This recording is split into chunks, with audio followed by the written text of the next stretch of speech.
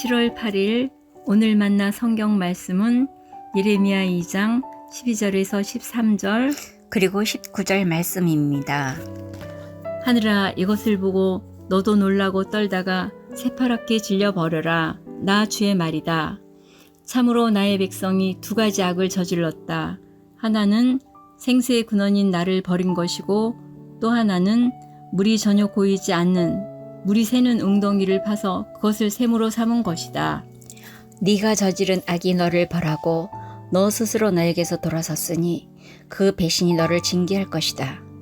그러므로 주 너의 하나님을 버린 것과 나를 경외하는 마음이 너에게 없다는 것이 얼마나 악하고 고통스러운가를 보고서 깨달아라. 나 만군의 주 하나님의 말이다. 아멘. 오늘 만나로 만나주시는 하나님을 기대합니다. 결혼식에서 하이라이트는 언제일까요? 아름다운 신부의 입장이나 예식 후 신랑 신부의 첫 행진일까요? 아님 두 사람의 삶을 의미 있게 끌어갈 주례사일까요? 축가나 예물 교환도 결혼식의 분위기를 북돋우지만 무엇보다 신랑 신부가 남편과 아내의 관계로 언제까지나 사랑하며 살겠습니다 하고 성혼 서약하는 시간이 아닌가 생각합니다. 타 종교와 개신교의 차이 중 하나가 신앙의 대상이 되는 하나님과 신자의 인격적인 관계라 여겨지는데요. 하나님께서는 호세아서를 비롯한 성경에서 이스라엘과의 관계를 부부관계로 비유하셨습니다. 예레미야 2장에서 하나님은 이스라엘과의 젊은 시절, 신부 시절을 회상하셨는데요. 하나님께서 기억하시는 이스라엘과의 신혼 시절은 어떠했을까요? 출애굽 언약 백성인 이스라엘이 신혼 생활했던 곳은 씨를 뿌리지 못하는 광야였습니다. 그러나 하나님께서는 내가 젊은 시절에 얼마나 나에게 성실하였는지, 내가 신부 시절에 얼마나 나를 사랑하였는지, 저 광야에서 씨를 뿌리지 못하는 저 땅에서 내가 어떻게 나를 따랐는지 내가 잘 기억한다 말씀하셨는데요. 이는 척박한 광야 생활 중에도 이스라엘이 출애굽의 주관자 되신 하나님을 믿었기 때문입니다. 구름기둥 불기둥으로 인도하시는 하나님의 뒤를 따라 광야 40년을 걸었기 때문입니다. 그 결과 그들은 광야에서도 만나와 메추라기로 반석의 물로 먹거리를 얻을 수 있었습니다. 그의 소산 중에 첫 열매를 여호와를 위해 성물로 드릴 수 있었습니다. 신혼 시절도 잠시 가나안 땅에 도착한 이스라엘은 하나님을 멀리 떠나가서 헛된 우상을 쫓아다니며 자신들도 허무하게 되었는데요. 이스라엘은 출애굽과 광야 행진의 주관자 되신 하나님을 기억하지 않았습니다.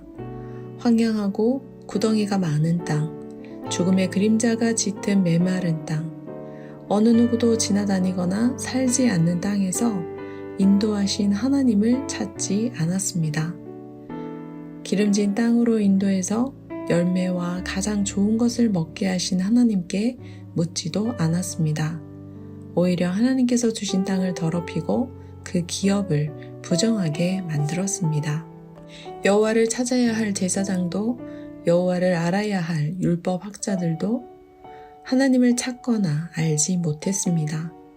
통치자들이 여호와께 반역하듯 예언자도 바알의 이름으로 예언하며 도움도 주지 못하는 우상들만 따랐습니다. 그야말로 깨어 있어야 할 지도자들이 영적으로 눈과 귀가 어두웠는데요. 그 결과 신이라 할 수 없는 그런 신과 하나님을 바꾸고 백성은 그들의 영광을 아무 쓸데없는 것들과 바꾸어 버렸습니다. 하나님께서는 이러한 야곱과 이스라엘 집 모든 족속들의 배교에 대해 너도 놀라고 떨다가 새파랗게 질려버려라 경고하셨는데요. 그들이 범한 두 가지 악이 무엇입니까? 첫째, 생수의 근원 되신 하나님을 버린 것입니다. 둘째, 물을 가두지 못할 터진 웅덩이를 파고 샘으로 삼은 것입니다. 애굽에서 종살이를 했던 이스라엘이 애굽에 있는 나일강에서 물을 얻으려 하고 메소포타미아에 있는 유프라테스 강에 물을 마시려고 하는 것, 이것이 하나님에 대한 반역이요 배신, 그들이 저지른 악이요 하나님을 경외하지 않는 것이 아니고 무엇이겠습니까? 사랑하는 성도 여러분, 나에게 하나님은 어떤 분이십니까? 남편 되신 하나님이 생수의 근원이심을 기억합시다. 우리의 필요를 아시고 채우실 뿐 아니라 우리의 목마름을 해결해 주시는 분임을 기억합시다. 우리를 향한 변함없는 사랑으로 믿을 만한 남편이 되시는 하나님을 우리도 신실하게 믿고 의지하며 그 뒤를 따라가는 것.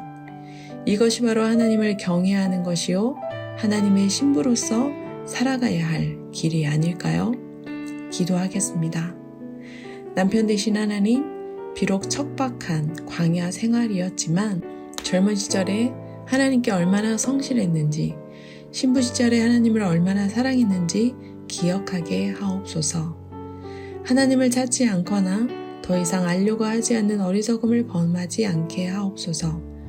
도움도 주지 못하는 우상을 따르지 않게 하시고 전혀 쓸데없는 것들과 바꾸는 어리석음을 범하지 않게 하옵소서. 생수의 근원 대신 하나님을 경외하며 그 뒤를 따르게 하옵소서. 삶의 본을 보여주신 예수님의 이름으로 기도합니다. 아멘. 2가지 제목으로 기도하겠습니다. 첫째, 생수의 근원 되신 하나님의 신부로서 그 뒤를 따르기 원합니다. 여호와 하나님만 경외하게 하옵소서. 둘째, 예배를 위해 기도합니다. 하나님께서 기뻐 받으시는 최고의 예배를 드리게 하옵소서. 더 일찍, 더 진심, 더 경건에 힘쓰게 하시고 마음과 시간, 물질을 구별하여 드리게 하옵소서. 기도하신 후에 개인 기도하겠습니다.